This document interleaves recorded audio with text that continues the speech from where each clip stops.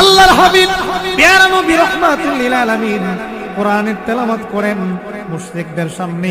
আল্লাহর কোরআনের তরজমাগুলো করে করে কোরআনের আয়াতগুলো পড়ে পড়ে শুনিয়ে দেন। ঝাঁকে ঝাঁকে সমস্ত মুশরিকরা কালেমা পড়ে মুসলমান হয়ে যায়।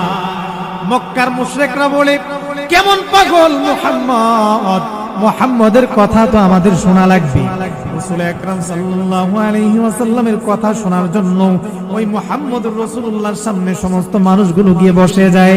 আল্লাহর নবী ঘন্টার ঘন্টা বয়ান করে আল্লাহর কথাগুলো বলে, কোরআনের কথাগুলো বলে, সমস্ত মুশরিকরা ডাক দিয়া বলে, আরে আবু জাহেল, আবু লাহাব, উতবা, সাইবা, তোমরা বলো মুহাম্মদ পাগল পাগল, মুহাম্মদের কথার মাঝে নাকি জাদু আছে, কিন্তু আমরা তো দেখি মুহাম্মদের কথা এত সুন্দর, এত চমৎকার। মুহাম্মদ যে কথাগুলো বলে আজ পর্যন্ত দুনিয়ার কোনো মানুষ মুহাম্মদের মতো এত চমৎকার কথা বলে না।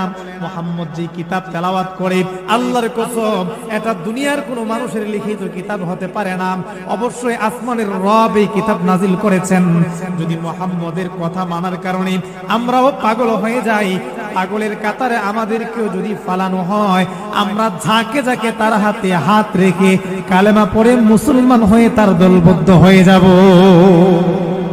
রাসূল আকরাম সাল্লাল্লাহু আলাইহি ওয়াসাল্লামকে মুশরিকরা বলে পাগল, আর নবীজির কথা শুনে সমস্ত মুশরিকরা ঝাঁকে ঝাঁকে মুসলমান হয়ে যায়। আমার নবী পেয়ারা নবী রাহমাতুল লিল আলামিনের কোরআন তেলাওয়াতের কথার ভেতরে কেমন জাদু ছিলেন।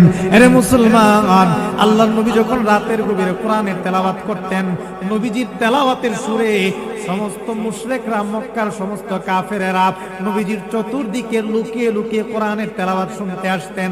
আবু জাহেল, আবু লাহাব, উতবা, সাইবা, মক্কার সমস্ত বড় বড় লিডাররা যখন দেখলেন আল্লাহর নবীর কোরআন তেলাওয়াত শোনার জন্য সমস্ত কাফেররা বীর জমায়, হাজার হাজার মুশরিকরা মুসলমান হয়ে যায়। দিনের বেলা সমস্ত কাফেরদেরকে আবু জাহেল, আবু লাহাব, উতবা, সাইবা এক জায়গাতে জমায়েত করলেন।